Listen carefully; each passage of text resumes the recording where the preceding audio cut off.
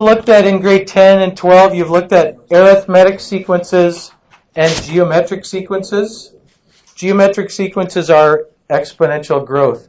Something that's growing arithmetically, if you start with one item here, and then you have two items, and then you have three items, if you're repeatedly adding, this is going to make for some really good notes. If you're repeatedly adding here, that's arithmetic growth. Exponential growth is repeatedly multiplying, right? You start with 1, then you have 2, then you have 4, then you have 8. This grows a lot faster, no matter what you start with. Why don't we utilize the technology here and we'll look at a spreadsheet. For some reason we are having, there we go. So not that, that's my grade 8 stuff.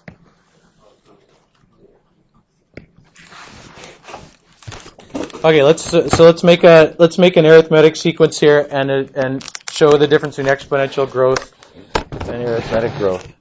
So the classic question is, would you rather have $10,000 a day?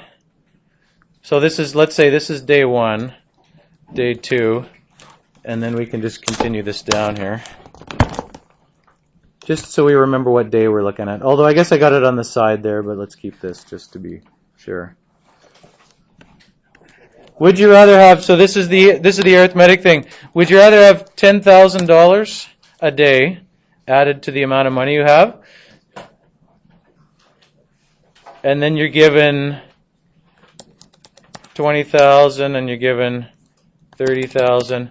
And then Excel can, of course, continue. If it's an arithmetic sequence, Excel can continue it just by dragging down like that. Okay, I shouldn't have done that. Would you rather have that? Well, I didn't want you to see how big it gets. Would you rather have that, or would you rather have 1 cent a day? So 1 cent on the first day, 2 cents on the second day, 4 cents on the next day, for a month, for 30 days. It's a trick question. You'd rather have the 10 grand? You'd rather have the arithmetic one, this one, than this one? Just in case someone runs out of money, the person giving it to you? Okay, well, after a week you have...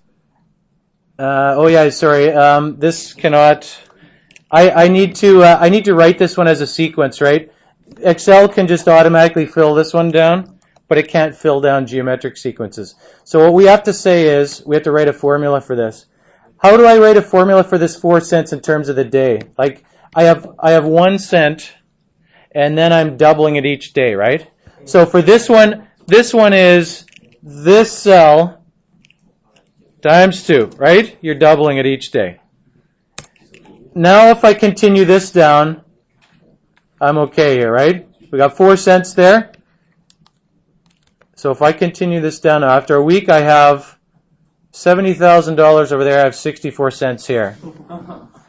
If I go to 2, I have $140,000, I have $81 over there, almost 82. 3 weeks, whoops, that's no good. I ruined your experience. Oh, see?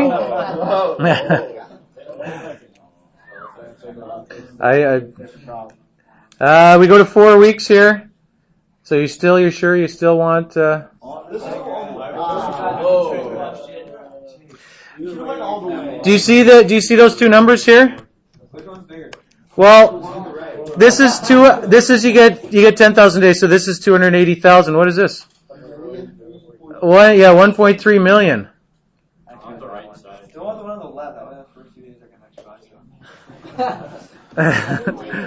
Because you don't want to wait a month. Yes. You'd rather do this just to have 10,000 on the first day rather than having. Look at how much you have after 30 days. Yeah, I don't want to wait a month. $5 million? Okay, yes, I'd rather have 300,000. I mean, I'm sure you'd be happy with either one, of course, but. I'm modest. I trust the one on the left. I don't want to be too greedy. The point of this, though, is that exponential functions grow, even if you start them out really slowly, they grow very quickly as time goes by, right? I mean, this is, one of the graphs one of the graphs looks like this, right? You just get the same amount every day. Even though we're starting the other with this tiny little rate, it's growing really slowly at the start, but it slowly ramps up and eventually it overtakes it. No matter what we start with, eventually it's going to overtake it. Exponential growth is multiplying. This is repeatedly multiplying. This is repeatedly adding.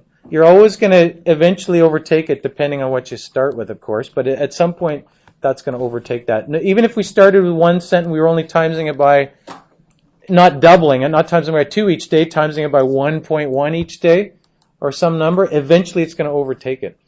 This is the power of compound interest, right, which we're going to look at here. Compound interest is exponential, not arithmetic. Anyways. No one's going to double your money every year. Every day. No one's going to double your money every day. Yeah, exactly. There's some story, if you looked on the internet, it's some ancient story about, I can't even remember, but it's, like thousands of years ago, somebody did something great for the king, and he said, "Oh, I'll give you anything in return for what you've done for me, and all I want is 1 grain of rice for the first square of the chessboard, and 2 grains of rice for the second square of the chessboard, and 4 and 8. I guess there was famine and stuff, and he wanted lots of rice, but if you keep going with that, there's 64 squares on the chessboard. Like there's not enough rice in the universe to cover the last square, let alone being able to put it on the square. So if you look that up, you'd get a far more accurate story than what I just told you. Anyways, exponential functions. Exponential is repeated multiplication, not repeated addition. The general setup that you're going to use here for this, okay, exponential, repeated multiplication.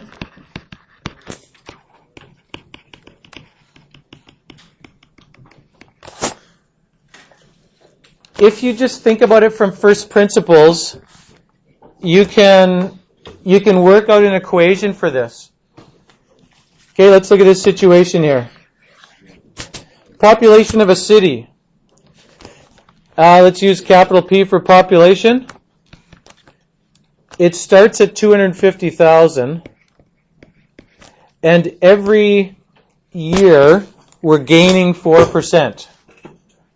Now, I'm going to pause this for a second. Actually, I'm not. I'm going to do this at the same time. I'm going to show you something. This is perhaps one of the best teaching aids for percent and exponential functions. Is this thing. A Pringles can. It's not.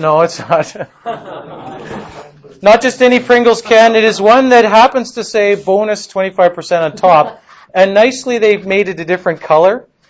If you're adding a certain percentage to something, 25% more. If I started with the original can, and this is going to make for a good video, so we better pause this. I'll add that in after.